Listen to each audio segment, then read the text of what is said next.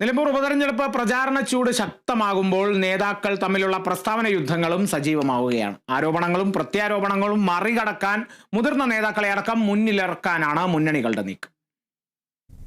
നിലമ്പൂർ ഉപതെരഞ്ഞെടുപ്പിൽ ഓരോ ദിവസവും പ്രചാരണം ശക്തമാവുമ്പോൾ വാക്പോരുകൾക്കും ഒട്ടും കുറവില്ല. അൻവറിനെയും UDF-നെയും ഒരുമിച്ച് കടന്നാക്രമിച്ച് മണ്ഡലത്തിൽ പ്രചാരണം തുടങ്ങിയ ഇടതുമുന്നണി AICC ജനറൽ സെക്രട്ടറി KC വേണുഗോപാലിന്റെ ക്ഷേമ പെൻഷൻ കൈക്കൂലി പരാമർശമാണ് നിലവിൽ രാഷ്ട്രീയ ആയുധമാക്കുന്നത്. എന്നാൽ മലപ്പുറത്തിനെതിരെ മുഖ്യമന്ത്രിയുടെ പരാമർശവും പ്രിയങ്ക ഗാന്ധിക്ക് വോട്ട് ചെയ്തത് തീവ്രവാദികളാണെന്ന പോളിറ്റ് ബ്യൂറോ അംഗം A. വിജയരാഘവന്റെ പ്രസ്താവനയും ഓർമ്മിപ്പിച്ചാണ് കോൺഗ്രസ് തിരിച്ചടിച്ചത്. മലപ്പുറത്ത് തീവ്രവാദമാണ്, മലപ്പുറത്ത് സ്വർണ്ണക്കള്ളക്കടത്താണ്, ക്രിമിനലുകളാണ്.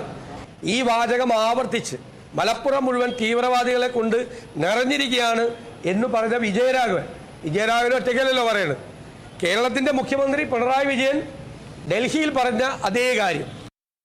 പ്രതിപക്ഷ നേതാവ് ഉൾപ്പെടെയുള്ള UDF നേതാക്കൾ പരിഭ്രാന്തിയിലായതുകൊണ്ടാണ് അടിസ്ഥാനരഹിതമായ ആരോപണങ്ങൾ ഉന്നയിച്ച് ജനങ്ങളെ തെറ്റിദ്ധരിപ്പിക്കുന്നതെന്നാണ് A. വിജയരാഘവന്റെ മറുപടി.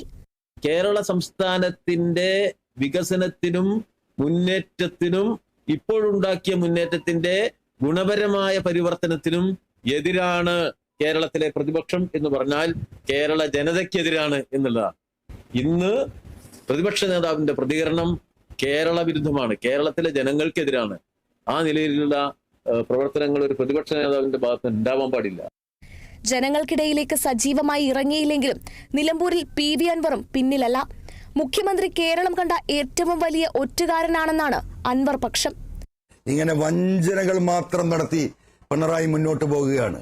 ആദ്യം വഞ്ചിച്ച VS ആ വഞ്ചനയിലാണ് ഇന്ന് ആ സിമനത്തിൽ ഇരിക്കുന്നത്. അങ്ങനെ കൊടും നടത്തിയ PV അൻവറിനെ കുറിച്ച് ഒരു വാക്ക് പറയാൻ അവകാശമില്ല.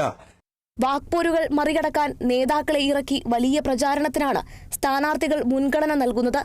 മുഖ്യമന്ത്രി നേരിട്ടെത്തി LDF-ന്റെ പ്രചാരണ പരിപാടികൾക്ക് നേതൃത്വം നൽകുമ്പോൾ പ്രിയങ്ക ഗാന്ധിയെ അടക്കം നിലമ്പൂരിലെ പ്രചാരണത്തിൽ സജീവമാക്കാനാണ് UDF-ന്റെ ശ്രമം. Kerala vision news, Malappuram.